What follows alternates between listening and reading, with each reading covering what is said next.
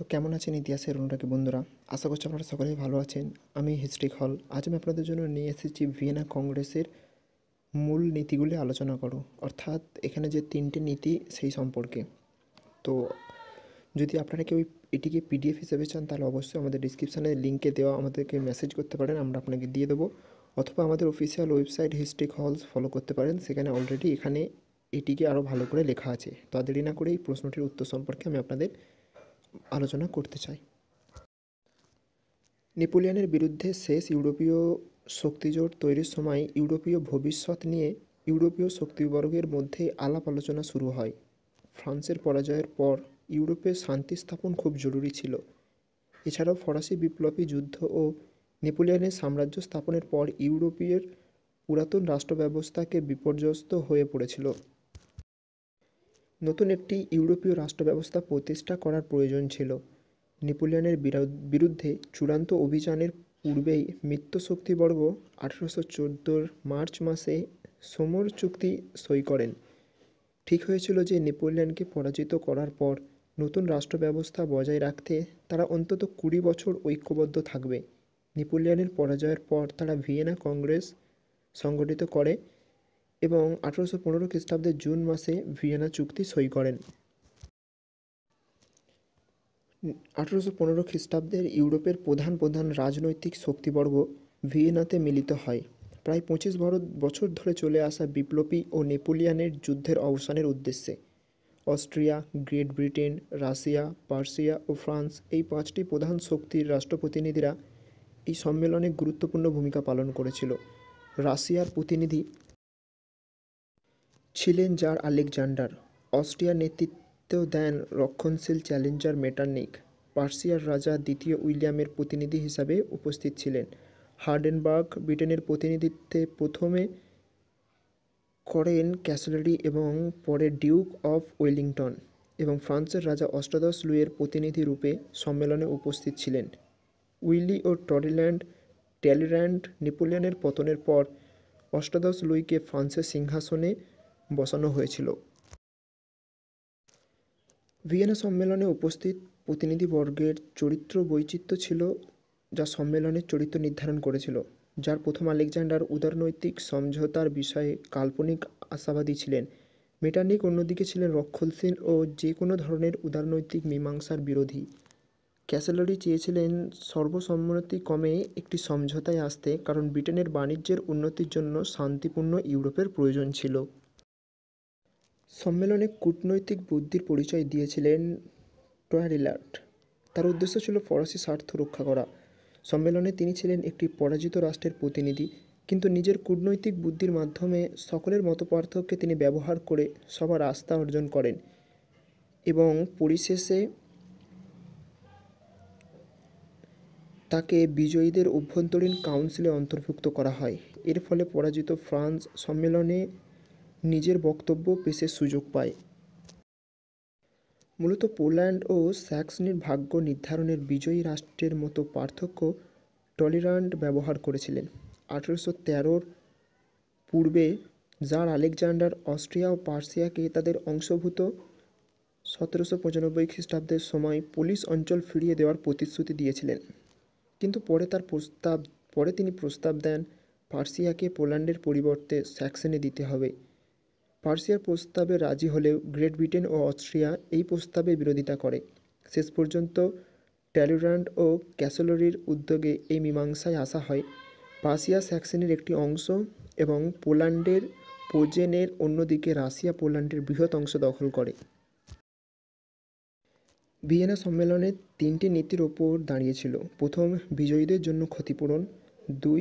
দ্বিতীয়ত, বৌদ্ধ রাজবংশের হাতে সিংহাসন অর্পণ। এবং 3, শক্তিসাম্য।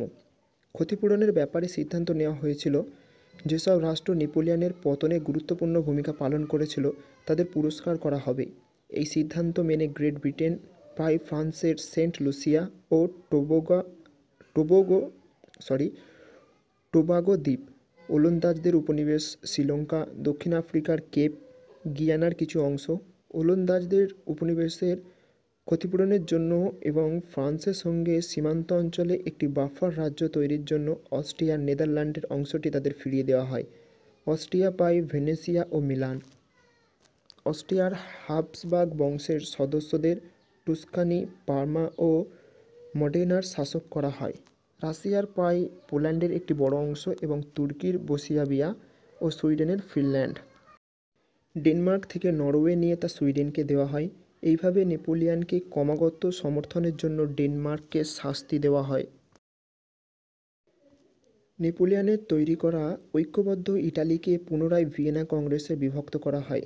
ভিক্টর ইমানুয়েল পায় সাভয়, পিডমন্ট ও জেনেভা এবং বুর্বো রাজা ফার্দিনান্দকে বসানো হয় নেপলস ও সিসিলির সিংহাসনে। জার্মানি ঐক্যবদ্ধ ও শক্তিশালী হোক তা ভিয়েনা কংগ্রেসের প্রতিনিধিরা চায়নি। তাই 39টি ক্ষুদ্র ও স্বাধীন জার্মান নিয়ে কনফেডারেশন অফ রাইন তৈরি করা হয় এবং তার শাসনভার অর্পণ করা হয় অস্ট্রিয়াকে। ফ্রান্সকে আলসাস ও লোরেন্স দেওয়া হয়। ভিয়েনা কংগ্রেসের একটি অন্যতম নীতি ছিল 1789 খ্রিস্টাব্দের পূর্বকার ইউরোপীয় রাষ্ট্রগুলির সীমান্ত এবং রাজবংশের পুনঃস্থাপন। একেই বলা হয়েছে বৈধতা। স্পেন, ফ্রান্স ও ইতালীয় সিংহাসন বহির্দ রাজাদের ফিরিয়ে দেওয়া হয়। এইভাবে পিডমন্ট, সার্ডিনিয়ার সিংহাসনে সাভয় বংশ ও হল্যান্ডের সিংহাসনে অরেঞ্জ বংশের সদস্যদের বসানো হয়। ষোড়শ লুইয়ের ভাই অষ্টাদশ লুই ফ্রান্সের সিংহাসনে বসেন।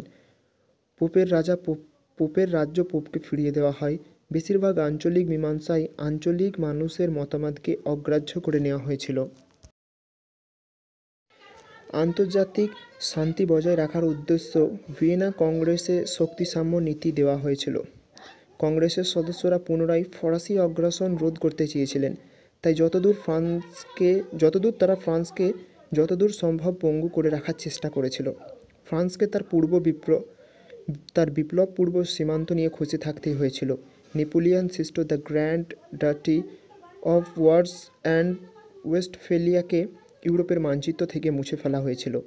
বিজয়ী রাষ্ট্রবর্গ ফ্রান্সকে ঘিরে রেখেছিল যাতে পুনরায় ফরাসি অগ্রাসনের সম্ভাবনা দূর করা যায়।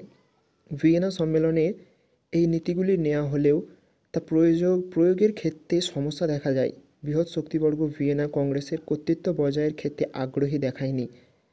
এই কংগ্রেসের অংশগ্রহণকারী শান্তিপ্রেমীরা নৈতিকতা, আদর্শ এবং ন্যায়সঙ্গত বড় বড় কথা বলেও বস্তুত নিজেদের এলাকা বিস্তারের জন্য একে অপরের সঙ্গে বিবাদে লিপ্ত হয়েছিল।